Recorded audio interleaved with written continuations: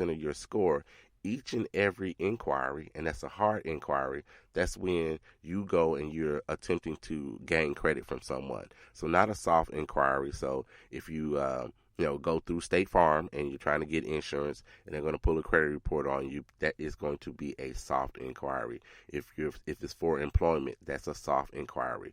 But if you're trying to get credit somewhere, that's a hard inquiry. So there's nothing positive for your credit score having inquiries on your credit report. It's only a negative. So I typically see 4 to 6 points come off of somebody's credit score if they have an inquiry. Experience says that it could be 5 or 10 points to come off your credit score for each and every inquiry. So that means you do not want to go ahead and apply for credit anywhere and all the time. You don't want to do that. That's going to negatively affect your score. So let's take the worst case scenario. Worst case scenario, so experience says it could be 10 points per. So let's say you go on a spree on today. Today is Saturday. You hit the mall and you are at K Jewelers or something, and you like, oh man, they're saying I can get this credit card. If I do, they'll give me another 25% off. So you go ahead and you apply for a K. Then you walk down the hall and you see Neiman Marcus and you get a credit card, or you'll at least apply for one at Neiman Marcus. And you go to JCPenney's and you go to 4 places. So say you go to 4 places. Worst case scenario, as far as experience is concerned, you get knocked 10 points per inquiry. So each and every time you went in there, 4 places times 10, your credit score could drop 40 points. So if it drops 40 points, and let's say you had a decent credit score, say you were at 720, which puts you in a very good light, now you're down to a 680 just by making those 4 inquiries. So this is something that you can control and manipulate by not applying anywhere. Again, there's nothing positive about having inquiries. Now, sometimes or often I get the question about removing inquiries off of your credit report. So yes, you can request to have them removed if they were not granted by you. So if you happen to go to a car lot or something and they ran your credit report, 6 times, and then you left that car lot, maybe you did or you didn't get a car, but say in another month you see that same car lot running your credit again, and in another month they're doing the same thing, and you did not authorize that, then that's something that you can have removed. Typically, it's not really worth it to have them removed.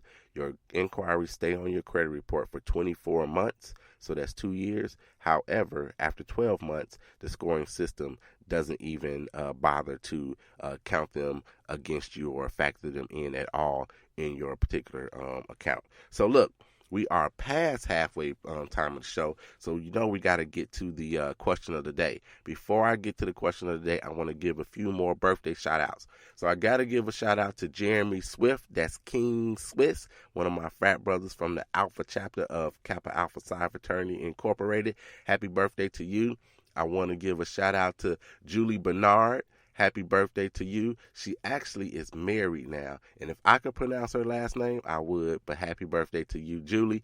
I got to give another big shout out to one of my frat brothers, Carl Long, as well. He celebrated a birthday earlier this week, and today, yes, today is Tracy Morris' birthday, so happy birthday to you, Tracy. All right, the question of the day. So the question of the day, of course, is brought to you by Cute as a Cupcake, Cupcakery and Bake Shop, where the cupcakes are more than just cute, they're delicious. Cute as a Cupcake is located at 2008 West 81st in Maryville, Indiana. Get by Cute as a Cupcake and let them know that the 800 Credit Score Man sent you.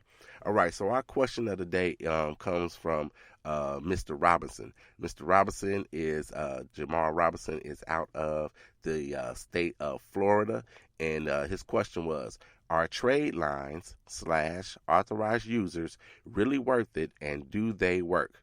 Well, that's a very good question. I'm glad you asked that question, and I let him know that I was going to use this question today on the show. So, in a word, let's take the two things. So, the first one are trade lines. If you're not familiar what a trade line is when you purchase and have it placed on your credit report an account. So you didn't necessarily start this account with this particular place, but you can purchase a trade line and you can have it placed on your credit report. Now, why would anybody do that? They do that to establish some credit, to make it look like they've had credit for a longer period of time than they have. Here's what happens with trade lines. So you purchase them for however much they are. I'm not going to get into any numbers at all with that, but you purchase that particular trade line and it stays on your credit report for a short period of time. So it's not on there forever, reflecting that you had a good payment history or what have you. It may be for just 3 months. Maybe it'll just be for 6 months, but it'll stay on your credit report and you put it on there. And the whole point and purpose, of course, is it's a good account. It's going to help you increase your credit score, hopefully. That's what you do with a trade line. Now, in my estimation, I don't do trade lines.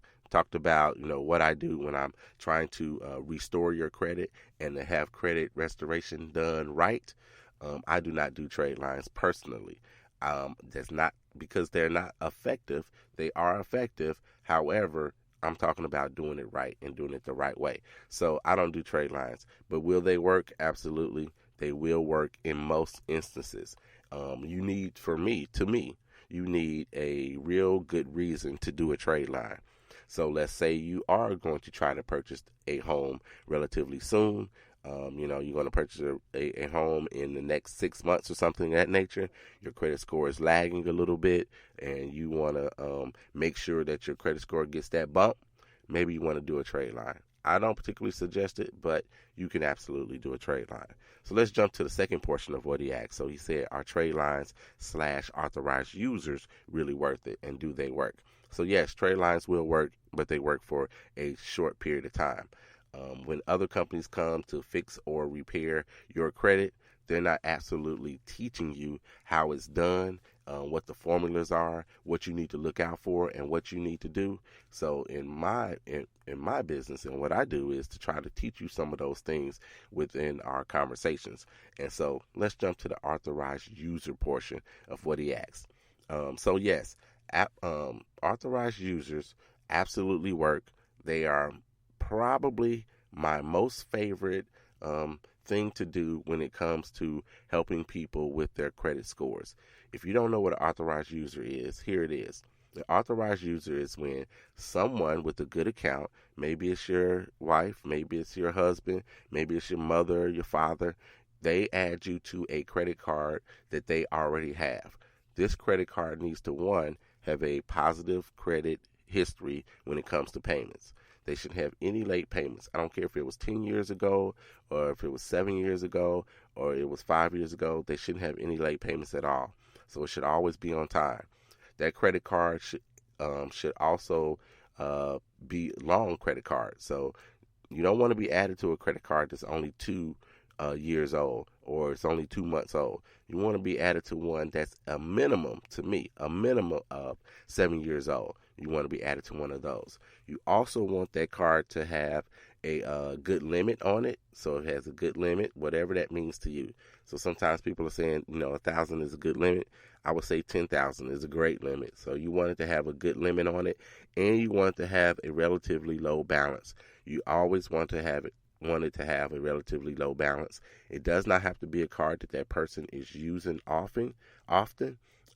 And most likely that's better for you if they do not use that particular card often, because they won't run into any trouble. So yes, authorized users are absolutely worth it. So if you can get added to someone's credit card, that would be a good thing for you, because you're going to be able to manipulate, and I'm telling you guys about manipulating these particular factors. You're going to be able to manipulate a whole lot of what happens or what goes into your credit score. You're going to do your length of history if it's a long account.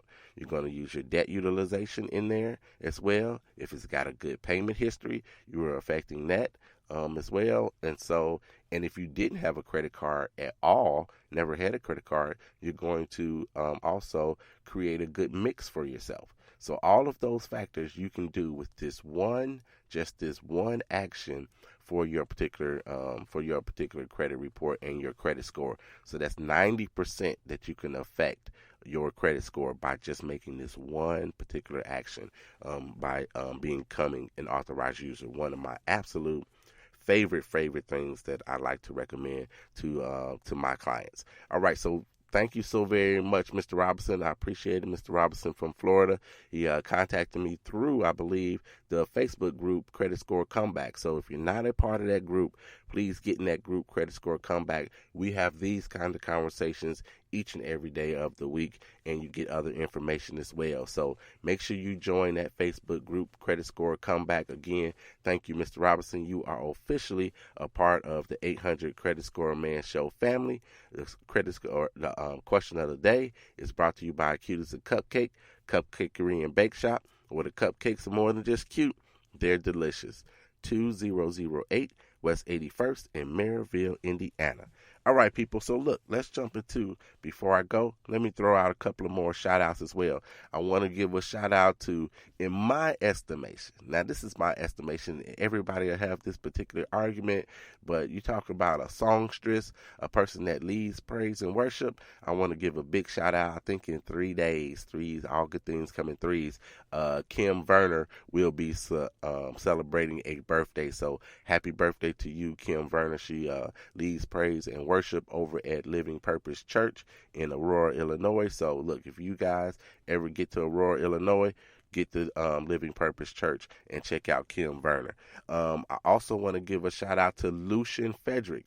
I've known this guy for a long time. We used to live close to each other when we were shorties. So happy birthday to you.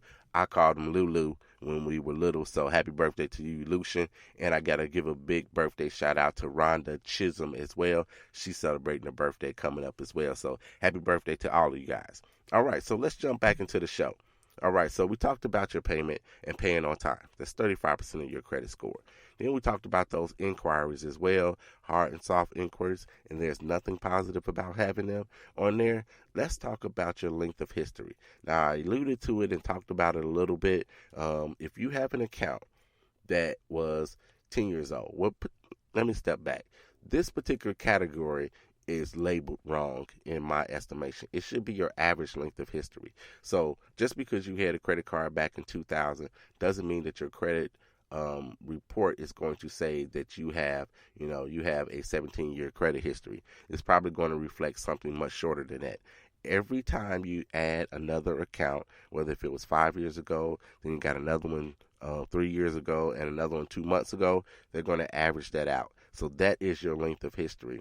A good length of history should be a little over 4.5 years is a good length of history. If your length of history says that it is 5 months old, you can bet and rest assured that your credit score is going to be lower because you don't have a long length of history. Now, you can negatively affect this by going out and doing what we talked about in the first portion of the show, by going out and applying 4 times in one day and getting those different cards. That's going to shorten your length of history. This is 15% of your credit score, so you can manipulate that. Again, the only way to positively manipulate this is to be added as an authorized user, as what we were talking about in the question of the day. That's the most effective way to lengthen your length of history, your average length of history. That's why I said that card needs to be at bare minimum 7 years old, because then it'll stretch that out for you and it'll help your credit score as well. So let's jump into the mix or the type. And we really didn't talk about it, but I told you that by becoming an authorized user and it positively affects all of these different things. When it comes to your mix, and your mix is the type of accounts that you have. Now, I know it doesn't make sense to you, doesn't make sense to me either, that they want you to have all these different types of accounts, but the credit scoring system wants to know that you can handle different types of accounts. They evaluate your risk on how well you do that. Some people never miss a credit card payment, but they might be late on their car payment, or they might be late on their mortgage. Those are 2 different kinds of accounts. The credit cards are revolving, and your mortgage is an installment loan. So you got to look at those particular things. And so your mix is only 10% of your credit score, but you need to have some of both of them. And I'll tell you why that is so important to have both of these, because if you don't have any revolving debt, then you hurt yourself anymore. So let's move on from mix and go to your revolving debt, which is your credit cards. So if you got a